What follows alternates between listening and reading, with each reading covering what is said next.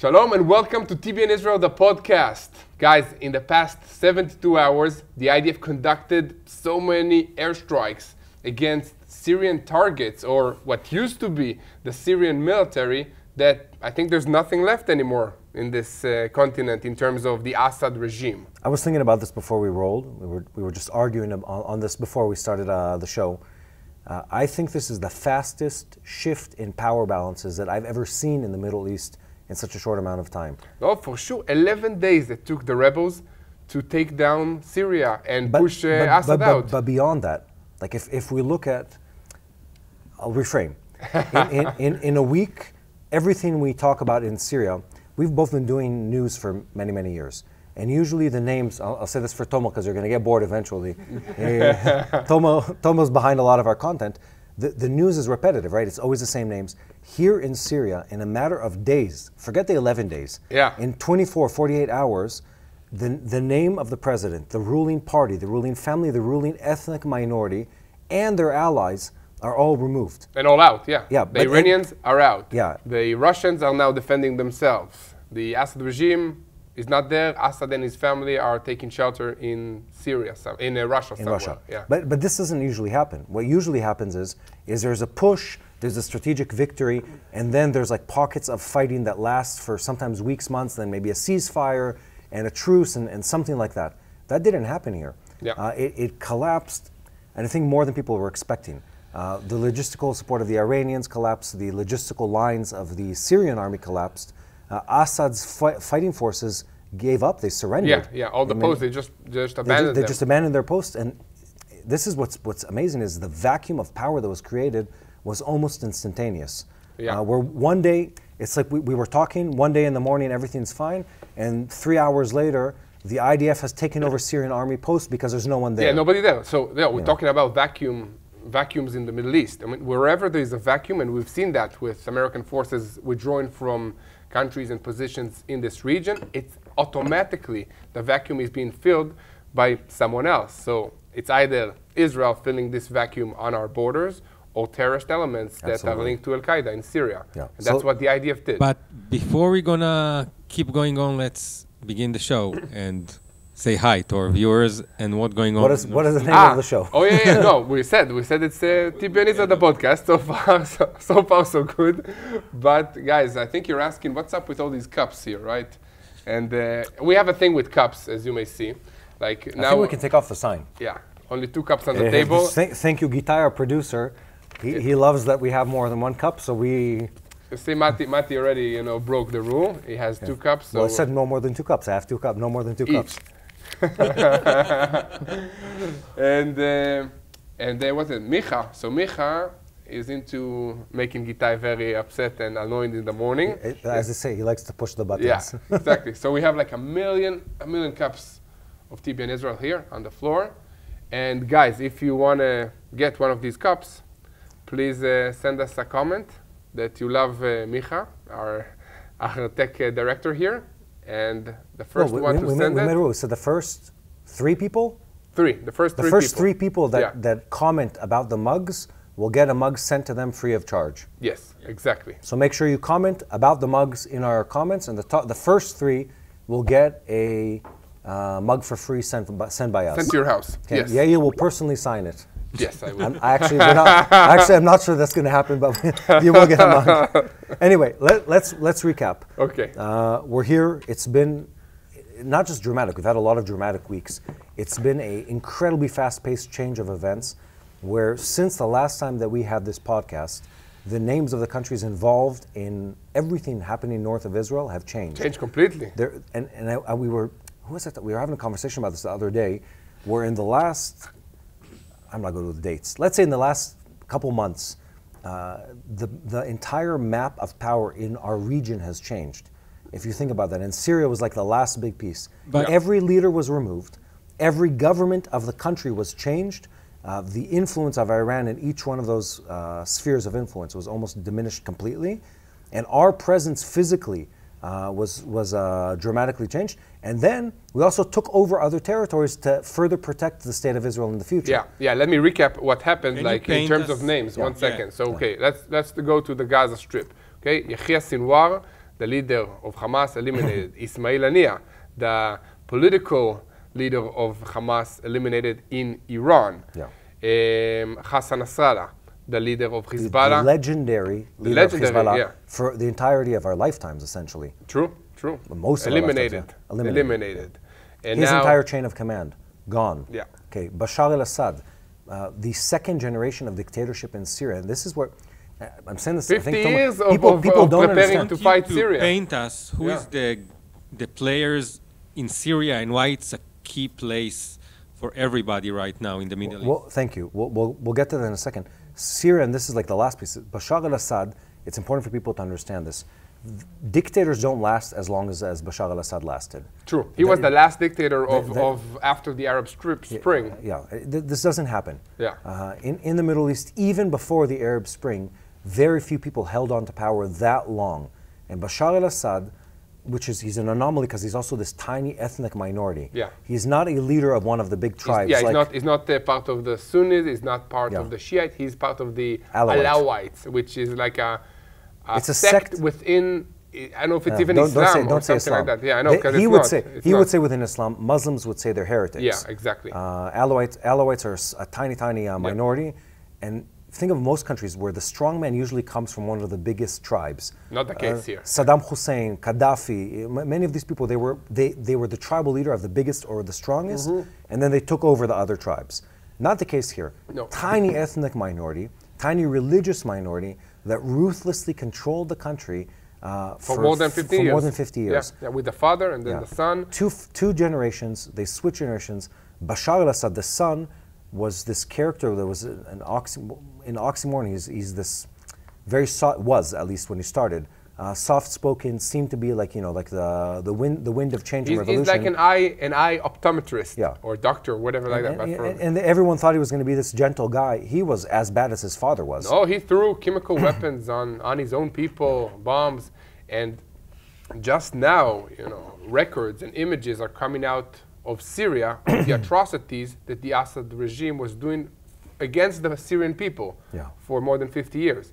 It's just amazing to me to see the situation, because I grew up in the IDF and officer school and all that, and we trained against the defensives of the Syrian regime. Do you remember all the Pita Surit, like the Syrian Pita or something like that, which is like the outpost of the Syrian military.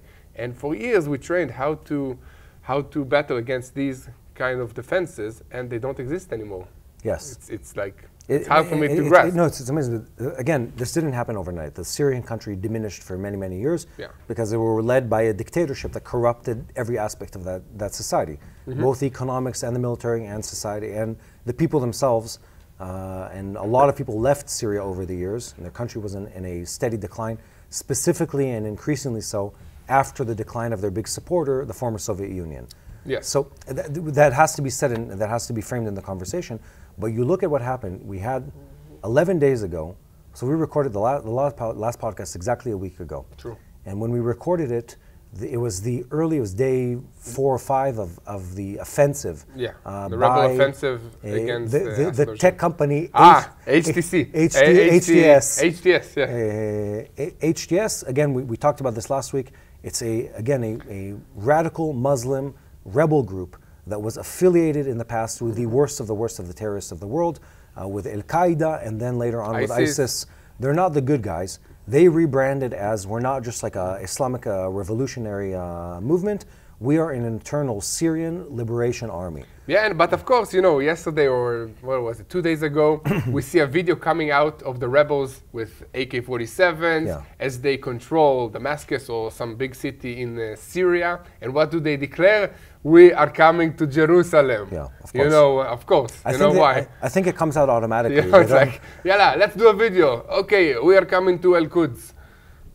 Like, what did we do to you? What I think is funny is the organization, if you Google HTS, the first Google result is who is HTS, because they've been on the stage so short of a time that the first thing, and we did the same thing, the first thing that everyone's looking up when this started is, who are these people? Who is this group? Yeah, what does it stand for? What does it do? And it's important to note this because they were not a significant player. They were a small rebel force in northeastern Syria that the Assad army was sort of cornering and shelling on a regular basis for over 4 years at this point. They haven't had any substantial fighting or conflict since 2020. We're at the end of 2024. And since they've been waiting for a long time for this. They've been building up. We talked about this again last week in the podcast. People can go back and get a deeper description. But these people built up their force, but again, it wasn't some incredibly large and powerful fighting force. What it was a surprise of how weak the support of Assad regime was, how weak his fighting force was, and how limited his international aid was. Well, it's just the evidence that Syria was held together by Iran through Hezbollah. And now that Hezbollah is crippled severely in Lebanon, they can't offer any help to Assad. And add to that the fact that Russia is fighting in Ukraine for many years now. So basically he was left alone to defend for himself. Yeah, so let's recap. And because I started losing my train of thought, I imagine people at home are like, yeah, but let's ask the people if they like what we do here and want to help us. Please subscribe and click on this little bell on YouTube so that you'll never miss another podcast, Boots on the Ground, in our neighborhood, or my state. This is the programs that we make here, by the way. And Micha saying that the 3 people that gonna guess how many cups. Oops, I forgot. Yes. Okay. We can never get anything right. Yeah, I know. Thank you, Micha. Yeah, we have a train of thought of, I don't know. So the first 3 people to guess correctly the number of mugs on the floor will get a free mug. Yeah, please give them like a wide shot so that they can see it. Good. Amazing. Okay. Back to our story. So since the last time we had a podcast, everything has changed in Syria. The Assad regime fell almost overnight after about a week of fighting. After 50 years of being in control. More than 50 years of the Assad regime being in control of Syria. No one saw this coming. And whose fault is that? Whose fault? Israel, of course. Of course, yeah. What a ridiculous question. Just want to make it clear. All trouble in the world comes from Israel, from Jerusalem. If we weren't here, I'm saying this tongue-in-cheek, this is all a joke, of course. Yeah. But the Assad regime collapses almost overnight. Assad and his close family members get on a jet plane, take off. Disappear from the radars. Turn off the transponder in their jet, and then show up a few hours later in Moscow in a press conference with the Russians. Within the same day, within a matter of hours, the Iranians publicly say we can no longer support the Assad regime. The Russians say this very vague message of, oh, this is such a shame. You know? we couldn't have seen this coming. Too bad. But no one says, hey, we're fighting back and we're taking this. Everyone just gave up almost immediately. Yeah, and Joe Biden said that it's about time that Syria has like a new leadership. Yeah, basically. Well, in other words. Yeah, we don't know exactly what the leadership is going to look like in the future, but it's this dramatic change of events, creates an enormous power vacuum in the country of Syria, and we're going to analyze who the players that move into this are. Yeah. The IDF immediately responds. The Russians, the Iranians, they're saying things, but in reality, the country has been, for the most part, especially in the concentration of population, taken over. The HTS organization, which are the rebel force that fought the Syrian army, they've taken over the control and the power of the Syrian government. Yeah. And they've done so swiftly, both on a military level, but also a civilian level. And this is where it gets interesting, is they, in a matter of, so now we're at day 12 or 13 since this started, in a matter of days of taking over the main cities, they've already semi-pardoned much of the government of Syria. So the governing party of the Syrian people was called the Ba'ath Party. Yeah. Someone's going to correct my pronunciation of the word, but that's how it's spelled. Ba'ath Party. They were the Syrian Assad regime party, ruling party that was repeatedly voted in. I'm making air quotes. 95% of the voting population miraculously always wins unopposed. Anyway, so they're voted in again and again. They pardoned partially many of the members of the party and the army to try to prevent an extensive bloodbath. Yeah, ongoing civil war within the country. And they're saying that there will be repercussions for those who are involved in the repression of the Syrian people. Yeah, it looks like they are searching for proof to show the atrocities of Assad against his regime against the Syrian people, and they call on an international court of justice to also judge Assad and his leaders in the country of Syria. Of Of course, we didn't hear anything from the International Criminal Court against Assad Surprisingly. anytime soon, but of course, against our leaders in Israel, we have court cases and everything. Again, makes sense. There's been, I'm happy you raised this topic. There's been a long series of investigative journalism from multiple outlets around the world that's been talking about what the UN didn't do in Syria and in Lebanon in recent years. And you read it and you want to cry. I want to cry. You want to cry because it's an ongoing enablement of terrorism.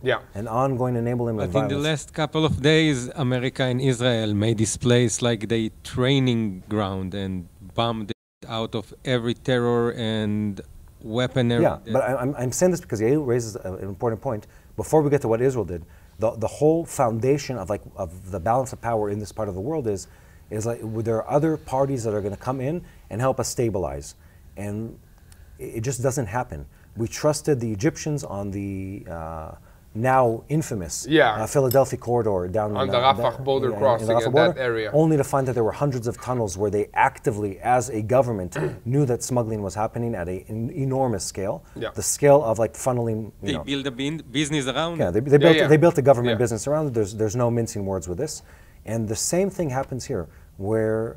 And the same thing happened with the UN in South Lebanon. Exactly. Southern Lebanon, Southern Syria. The ceasefire agreements are all held in place by UN peacekeeping organizations. By the way, the UN peacekeeping forces in Syria, these guys, I mean, had it rough also when ISIS took over South Syria because they were captured by ISIS back then and then released into Israel. I remember... They were ransomed. It's worse. They were ransomed, but they had to pay to get them out. Yeah, I remember the buses of them coming to Jerusalem for an event here that I participated with. I want to be clear. This isn't about the personal soldiers on the ground. No, of course. It's where there's a policy that the international community tries to implement that says, like, look, for all these problems between, I'm saying Israel and its neighbors. It's not really true. It's because the barrier for stopping terrorism is this attempt at international peacekeeping forces. It never works. Yeah, it doesn't work. It never works. You need to defend your own country. That's kind of how it goes. It's not just that. They don't have the mandate to use violence.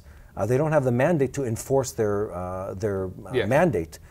They don't have. It says prevent terrorism from taking place and embedding on the borders. But you need to give them the tools to But they don't have the tools to implement that. Exactly. So it's this bizarre situation where this is the second time. So this time, the IDF had to move in order to protect the United Nations peacekeeping force from South Syria to fall into the hands of these new terrorists. So let's talk about what the IDF has done. Yeah, okay, let's do it. So over 400 strikes, Mati. What does that mean? Well, let's explain. What does that mean? Who is the IDF striking? Let's explain that. Yeah, okay, so let's start. Because the Syrian army fled. Yes. And HTS is now taking over, so who are we attacking? Okay, so we are attacking the aircraft that Syria left in that area.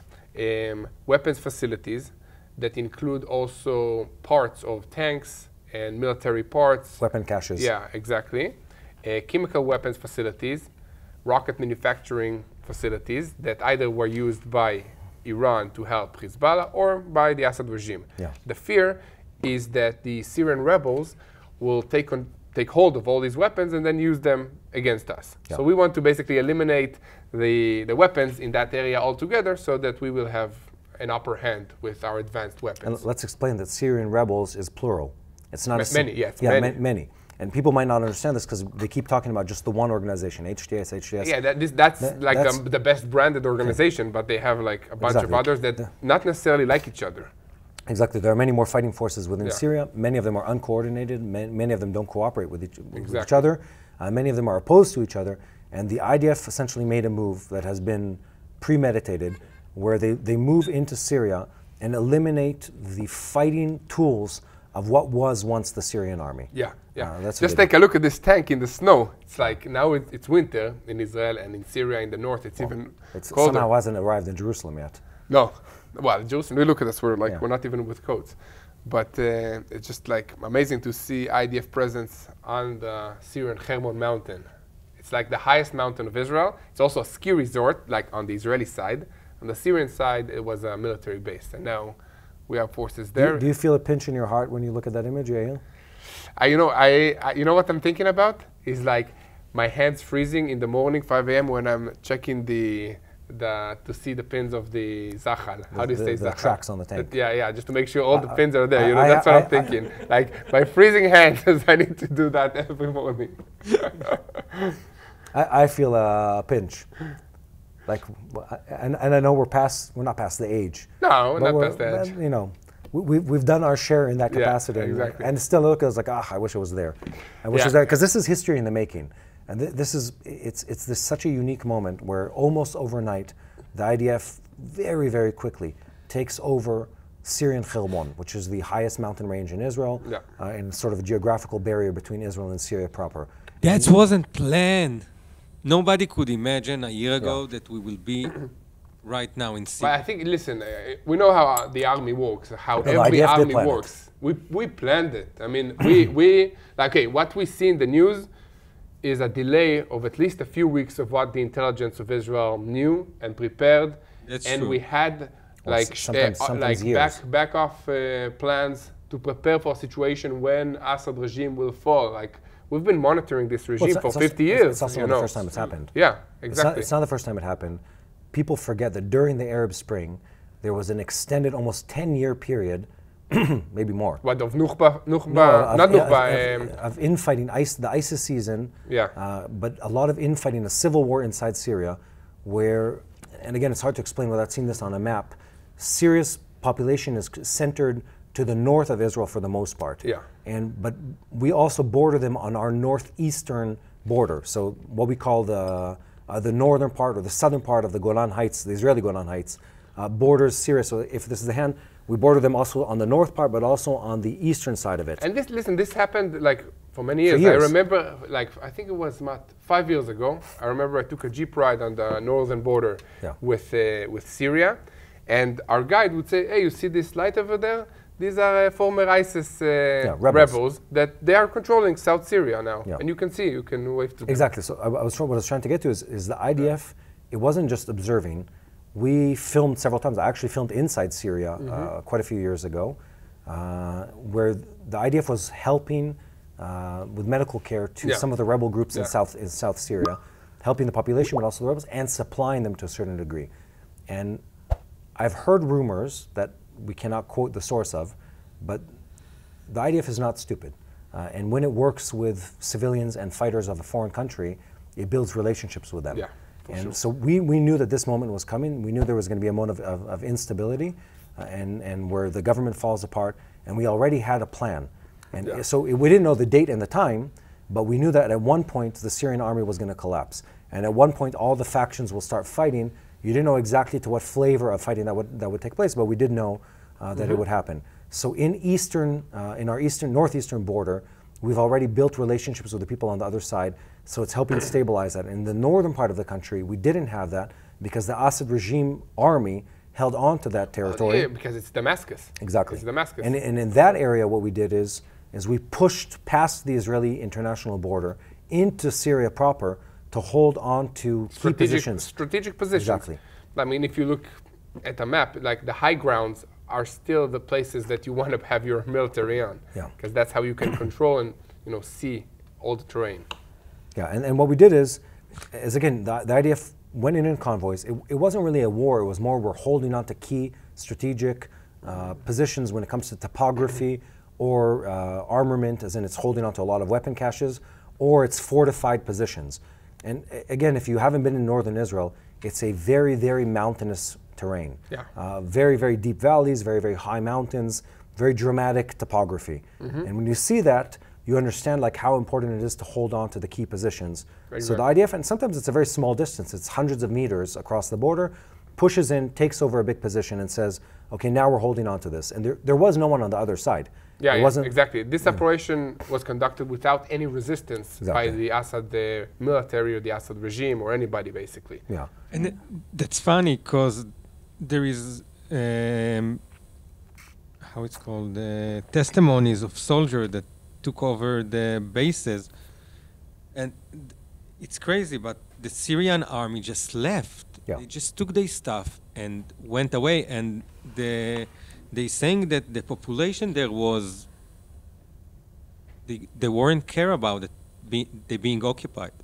No, because I mean they were always occupied. And this is what people need to understand. The Syrian army at this point, after almost 10 years of internal conflict, it's made up of the most loyal people to the regime.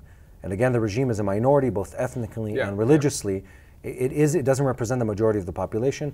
And Assad, and I think this is sort of a segue, so let's finish the thought. Assad was a terrible, vicious dictatorial regime. So the IDF isn't seen as this negative, evil force that invades. But let's finish talking about what the IDF did. So the IDF took over some terrain in southern Syria and in northeastern Israel, and also systematically targeted weapon caches, munitions, aircraft, tanks, armored vehicles, ships that could be utilized if these liberation forces or terrorist groups, factions, within Syria decide to become an army, to prevent them from repeating the images that we saw out of Afghanistan after the U.S. departure from there, where you suddenly see terrorists utilizing the weapons you left behind. So we don't want to see those images, and we can't afford to see those images. Yeah, it's not good for anybody. But moreover, the IDF is now learning from past events, and especially from the October 7th attacks against Israel, and is building a new barrier between Israel and Syria.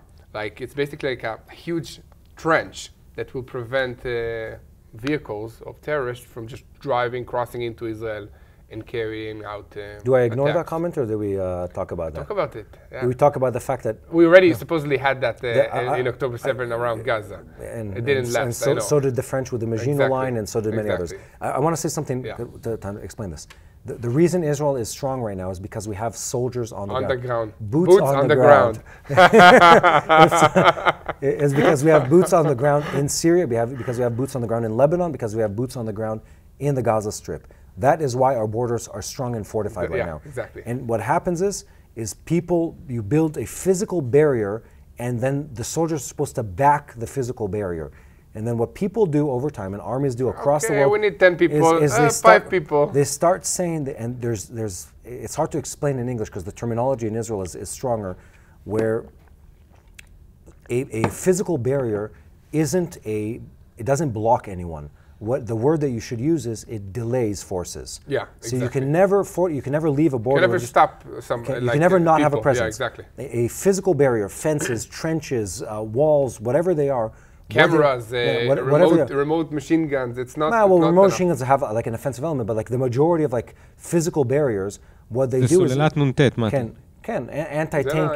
It's a trench. It's an anti-tank trench. Trenches and ramparts and all those kind of things. What they do is they delay movement. They don't stop movement. To stop movement, you need soldiers with guns and tanks with shells and artillery and air force to stop the movement. And we can never forget that. And we forgot it already once, so hopefully we won't easily forget it. Yair, as we learned yesterday, soon we could manage everything with lasers. Almost everything. But there's a few, I think maybe 10 years to go until we do that. By the way, guys, we just had an episode on My State about the Magen Or, the laser beam that will be operational in 2025. Laser beam, I think. Light beam? Light beam?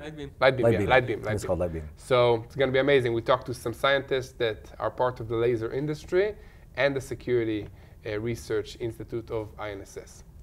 By the way, so let's continue. I forgot what I wanted to say. So the IDF, we were almost done with the list. So we built physical barriers, we knocked out tanks, we blew up weapon caches. We have presence. We eliminated hundreds of aircraft, and again, it's an aging and underfunded army, so a lot of these things were already semi-operational and not actually operational.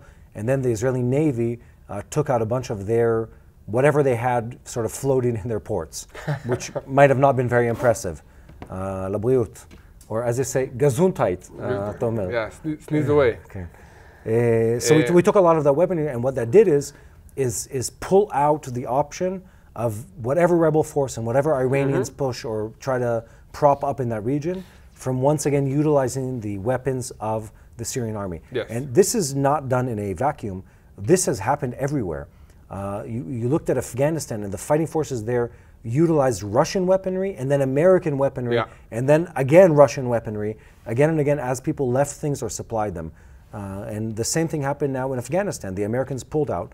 They left behind a whole lot of weaponry. Equipment, and you can see Hummers now with terrorists. And you saw on parades you would see like Black Hawks and American weaponry paraded down the street or flying in the skies with terrorists operating them. And then in Syria right now, we saw images of the Syrian, did you see this? On YouTube. Of the what? They're trying to learn how to fly a helicopter on YouTube. Ah, really? How do I fly a helicopter? Really? But it's Russian helicopters, and you see a bunch of like guys, they're not even in uniform, they're like half uniform, half civilian, half flip-flops, half shoes. Wow. He's with YouTube, and he's playing with the switches in the helicopter, trying to figure out how it works. Anyway, so it was a very needed move. But to remove whatever weapons existed there to prevent them from being utilized again. So that happened. And then Shaldag took over the Hermon, which is one of our elite units. Yeah. So we really created this situation where we've eliminated a lot of the possible weaponry that can be used against us. We've pushed back on a lot of the forces that could fight against us. We've weakened Iran. We've taken over strategic we became the police of the Middle East. Yeah, well, at least on our borders, yeah. And we took over the need for others to protect us and fight our wars. And now we're saying we're in a position where for the foreseeable future, as long as we have boots on the ground in this region and these areas, we can protect ourselves. Yeah. The challenge is to maintain it, because all these boots on the ground cost a lot of money and affects our economy here in Israel. Yeah. So and to say this lightly, this is considered, and there have been many of such cases, one of the most effective military campaigns in our history, at least as Israel. Yeah. We've done very, very targeted and concentrated attacks on other armies. The 6-Day War is a great example of that. But here it was, again, there was a bank of targets that the Israeli Air Force utilized. And there were battle plans, but they were executed beautifully and quickly and really eliminated a lot of the weapons that could be used against us. Yeah, I think that, Mati, this event in Syria and the response of the IDF proves the importance of intelligence and the importance of knowing the other side, knowing the trends, knowing what they're talking about, understanding what they are teaching in their schools. Yeah.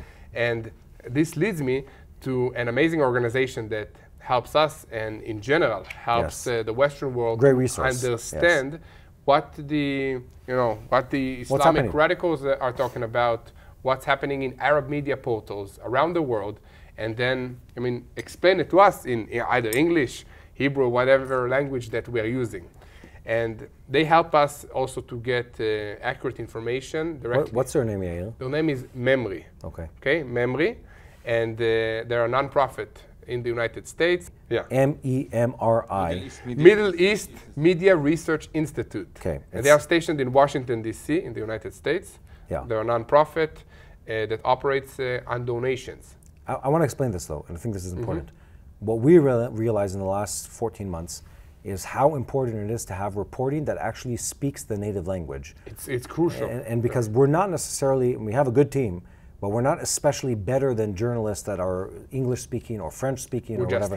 We're here. We're here. And that's the difference. And these people are there on the ground when it comes to the Arabic content. Exactly. They speak the language, they understand the culture, they read first-hand reports, and not a third sort of hand translation of someone's report that was in English that doesn't actually understand the local language. And you really have to close that information gap.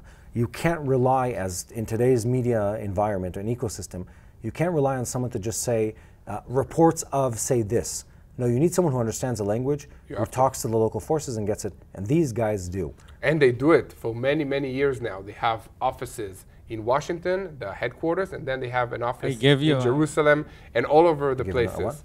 Yeah, and so guys, if you want to support them, it's www.supportmemory.org. Okay, they work on donations. You can also go there and check out their website, see what they do, and then learn more directly, just like translations of Arab media portals into English. Yeah. And this is a very, very good way to get first-hand information and to keep that information flowing. Yeah, we visited their offices here in Jerusalem. I'm using the base of we utilize their content on a daily basis. It's very, very solid content. And again, this all goes back to you have to take information from a first-hand source, from the source who speaks the language. Exactly. It's very, very important to truly understand what's happening, and they do that. Great, reliable source that you can get behind and make sure that truthful information about what happens in the Arab world gets out to the world. Yeah, yeah. So they're partnering with us now on creating more content, and I'm really excited to see and to share with you what this new content will look like. Yeah. So let's go back. We talked about what the IDF has done. We talked about this incredible swift transition of power within Syria. Now let's talk about what's happening in the region. And I'll mention the key players that are involved here. Israel, of course, is high on that list. Yes. Outside of the people within Syria. The Turks are heavily involved. The Turks, yeah. The Iranians are heavily involved. And then I'd say on a secondary tier list, you'd have the Americans and the Russians. Yeah, the Iranians are kind of silent recently, except for like massive amounts of tweets by Ayatollah Ali Khamenei. I don't know if he's doing it himself personally. I would be deeply surprised if he was. He probably has a media team. Supreme leader. Anyway, so let's talk about these people. The Iranians have invested heavily, and I say that not lightly at all. Bad investment. This year, I think evil. Very bad investment. I don't know, but here's where it's interesting for me is like for decades. Their investment paid off for them because we thought that it was worthwhile and that they were strong. The fear, yeah. We feared it because they invested in Hamas, in Hezbollah, in the Syrians, and the Houthis. They're involved in everything, and then they have a strategic element, which is like, let's call it the nuclear program. Their nuclear program and their ballistic missiles, et cetera, et cetera.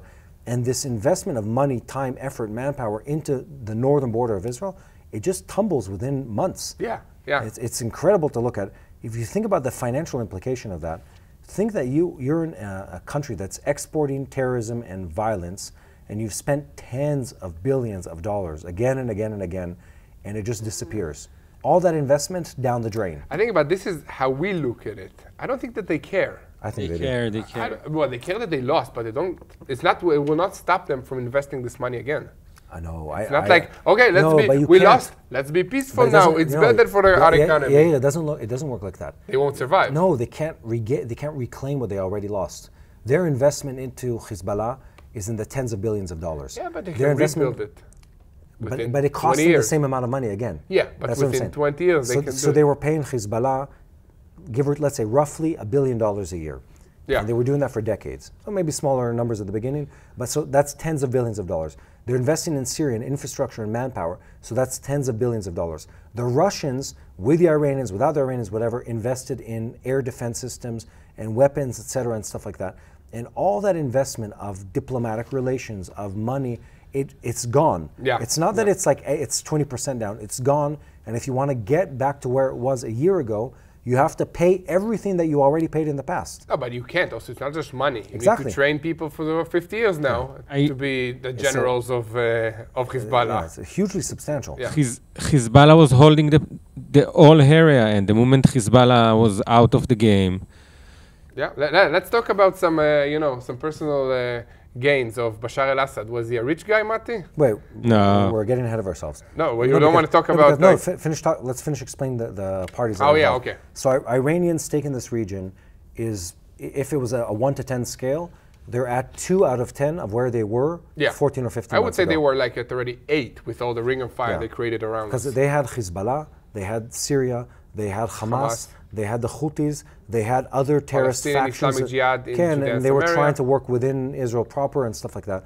And if they were at an 8 back then, 14 months ago, they're at a 1 or 2 now. Yeah. And they've lost a substantial stake within the Middle East. Good or bad for us? Very good for us. You think? Yeah, absolutely. Don't you think that if you corner the Islamic Republic of Iran, they might act irrationally? Yes, but so their whole MO always has been, it's fighting through proxies and using threats versus direct conflict. Except for 3 times with us, right? But even then it was limited. Like we never had a scenario where the Iranians were going to like get on the boats and their carriers and shuttle their soldiers and tanks and drive into Israel. Yeah. It's always through other parties because of the physical distance. Because they're far. Yeah, they're very far from us. Yeah. There's several countries removed from the state of Israel. Correct. So for them, it's this huge diminishing in power. But like everything in the Middle East, it's always, yes, they're diminished, but there's always a but. And the but is that when you destabilize, you never know what happens afterwards. Yeah, who's coming next? Yeah, so it's always like complicated. So they've lost a lot, and that's good for us. Yeah. It's allowed us to insert ourselves into places where we weren't able to operate previously. Mm-hmm. Then the Turks. The Turks are sort of a newcomer to the game. Oh, the Turks have been working on their, dominance and prestige in this region since Erdogan, or however you say his name, became. I think it's Erdogan. I've been became corrected the for how I president. pronounce it. But Erdogan, right? Erdogan. I keep saying Without Erdogan. the G, I think. Erdogan. I don't know. Someone's going to correct us. Erdogan. Erdogan or Erdogan? Erdogan. Erdogan, without the gun. Erdogan. Anyway, so the Turks are interesting because their agenda is twofold. One, they want to be perceived as the superpower. The Turkish Empire. Yeah, go back to like their heyday of the 18th, 19th century, or even before that, 17th, 18th century. The Ottoman Empire. The Ottoman Empire. Yeah. But there's another part to it. The Turks, and not just them, the Iraqis had the same issue. They fear a minority that are called the Kurds. Yeah. And the Kurds have been fighting against the Turkish government, and previously they were fighting against the Iraqi government. Yeah, especially the PKK, which is designated as a terrorist organization. Yeah. And again, this is a minority of tens of millions of people, and the Turks, they have Kurdish people within their country, in the close to the Syrian border, but then also the Iraqis had Kurds within. Well, they have a whole region of Kurdish people, like 10 millions, right? Something like that, 10 to 20, I'm not sure what the number is, inside Turkey. Yeah. But they border not inside, but in Kurdistan. No, in Kurdistan it's much more. The total is over 20 million, I believe. Over 20 million? Yeah. But within so they're Turkey, afraid that they'll unite against Turkey. So they're always afraid that they'll actually turn into a country. And Syria holds a population of the Kurds too. So for the Turks, there's this agenda here of we always want to maintain our upper hand over the Kurdish minority. Yeah. It's an enormous minority, by the way, and prevent them from getting autonomy within Turkey, because that will reflect negatively on their projection of power. True, but Tomer, do we know if the Turkish military infiltrated Syria, and how far did they infiltrate Syria? No, all we know grounds against the Kurds. So they usually bomb them from far. Of the time, with artillery, but at the moment, after the Assad regime collapsed, did Turkey do the same as the IDF did? No. No, not that we know of it. No. Okay. We know that Russia holding this area, and Turkey and Russia in a really bad situation right now. There is a great tension between those two figures on the ground. Okay. And we have videos of the Syrian soldier running out, and the Russian soldier coming in and cursing, "Why you don't go to?" Really? 10,000s of rebels. Of Syrian soldiers just fleeing really to everywhere, and the Russian army coming. So Turkey will not get in on ground. No, you don't have the power as Israel and the courage as Israel. No, they also don't have the incentive for it. Well, what they need to do is maintain the projection of power. Yeah. And the Russians, same. They can't afford the public perception of fleeing, but they also have no incentive to go further than what they currently have. And so we have Russia. They have their agenda. Sorry, let's organize our thoughts. We had Turkey in the north. They're concerned about the Kurds. That's an ongoing issue. You have Iran. They were diminished. We have Israel. We talked about what we did already. Yeah. And then you have the Russians. The Russians have a port within Syria proper. They maintain control of that. Latakia port, exactly. And they did, to a certain degree, aid Assad's army, but it was only for a handful of days, and then they sort of were hands off of the entire situation. Yeah. And then you have the Americans, who before this started had, I don't know what they're calling it. Let's call it special forces. Special forces. They always say it's advisors and whatever. There's always like names for these things. Let's say they had special forces and human assets on the ground between Jordan and between Syria. This has to do with the fact that we talked about this last week, that one of the biggest exports of the Syrians was drugs. Drugs, yeah. Captogen. Captogen? Captogen. Yeah. Captogen. A drug that was used by Hamas terrorists as they infiltrated Israel. It's kind of like cocaine or something like. It's an amphetamine. But it makes you crazy also. Yeah. Everything that came out from Assad regime right now, and what we see, the jails, the drugs, everything is evil. Yeah, super evil, super corrupt for many years. Let's talk about that. So these images, and I think this is sort of where we can wrap up. So we talked about how the power is diminishing for these different parties. We talked about the militias within Syria taking control of it. And here's what they've been discovering. You have images come out, and they've made a point of sharing this with the world to be very, very clear about this is what the Assad regime looked like. This is what it did. This is who you supported. Yeah. This is who Russia supported. This is who other countries propped up as like their puppet. This person was torturing, murdering, continuously for decades. They found people coming out of prisons that look like graves, that just coming out of the ground in Syria. Terribly dark regime. And again, this goes back to a conversation we've been having for over a year now. There is no gray area here. They were evil. Yeah. Period. There's no discussion. There's no. But he also did good. No. He was evil. Yeah. He killed and murdered and maimed and tortured his people, and he did so for lifetimes. For personal for gain. 2 generations. To survive. Yes. Yeah. And he never stopped doing it, and he never wanted to stop. He used chemical weapons against his people. The Iraqis did the same thing against their people. This is, you need to understand the scope of the evil that exists in these places. Yeah. And when we talked about this, and I think I went on a bit of a rant last week when we had the podcast, where the biggest gain that's made from this entire thing is for the Syrian people. Because for the first time in over 50 years, they have a chance of something better. For something that isn't a dictatorial, violent regime. True. That is like, if you're on a scale of like 1 to very hopeful, that's as high as you can get. Yeah, definitely. And that's also, I would say, the point to pray for, because the Syrian people have been suffering for many, many years, and now they are suffering severely. So let's really pray for the Syrian people that are affected by all these terrorist organizations or dictatorial regimes. Yeah. And I want to go now to talk about all the dictators that fell personally and see how much money is estimated that they made on the backs of their own people. Stole. Yeah. Stole. Let's start with... They didn't make a profit. They stole from their economies. Exactly. Okay, let's start with Bashar al-Assad, the Syrian president. So, according to estimates, he has still between 1.2 to 16 million dollars. Billion. Milliard. Billion. Billion, sorry. No, we say milliard. Milliard dollars. Yeah. Billion in Hebrew is milliard. I don't know why, but... No, it's different. Huh? Never thought about it, that it's different in Hebrew. Yeah. It's because in the metric system. Oh. Yeah. Where the numbers always are M's. Yeah. No. Billion. And in English it isn't. Up to 16 billion dollars. Okay, let's go to another dictator. And by the way, Gaddafi was rich. He stole a lot of that money. Gaddafi is no longer with us, so he was huge. Ken. 200 billion dollars. Yeah, because Gaddafi had a lot of oil. He has lots of oil. He had lots and lots of oil. He was the leader of Libya, correct? Yes. For many, many years, he made the dire mistake of denuclearizing, if that's a word, of giving up on his nuclear plan with promises made by the West that they wouldn't use it against him. And boy, did they use it against him. Yeah. What was it? France? I think France carried out strikes there. Everyone. The minute he showed weakness, it was a lesson that was learned throughout the Arab world. The minute Gaddafi showed weakness, because he was strong and wealthy for many, many, many years, the minute he showed weakness, every special forces unit and air force around the West to help the guys, rebels. Here's the training moment we've been waiting for. We're going to bomb the Libyans.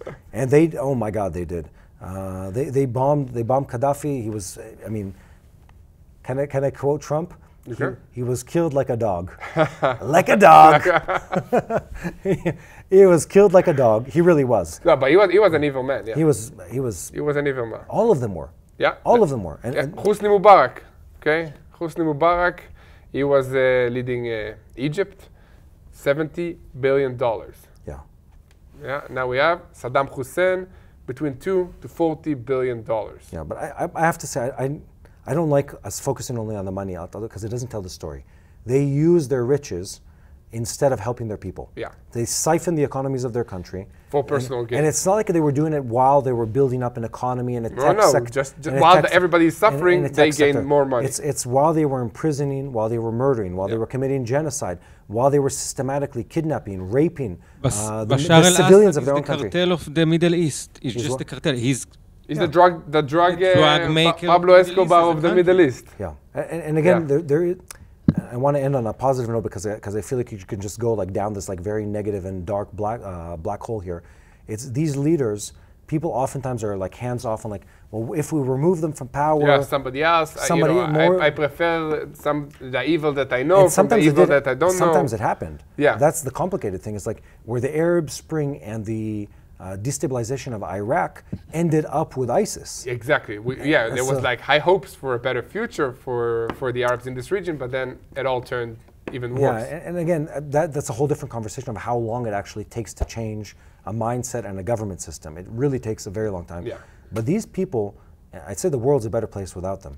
Yeah, they're evil dictators who've killed their people and caused immeasurable suffering.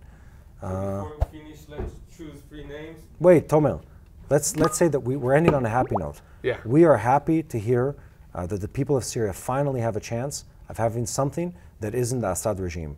Yes. Finally. Yeah, More than 50 years of living under dictatorship, they deserve better than that. Yeah, for sure. What are we doing with this, Toma? Just 3 this week. 3? Let's see if we get 3 more names? Okay, for the podcast. Why, can't you print this a little bigger? Isn't there a smaller font? Look at that, what's the point with all this paper? Isn't there a smaller font? This is for ants. The Lifeline News. Okay. So we have What, TX, or I guess that's Texas, Trom Mama, says she gave 4 names: Iron News Podcast, Israel Iron News, Israel Iron Information, and Iron Information of Israel. She loves iron. She loves iron. There's a theme here. That's pretty cool, yeah. The Iron Age Podcast. Okay, yeah. Podcast name. 2 Guys Talking Podcast on TBN Israel. Well, it's That's generic. I'm going to end with this. No, this is... This is not readable. No, this is just not like, good. No, just someone who actually wrote us like a thank you. This is nice actually. I got and then there's a name here that I can't read on air.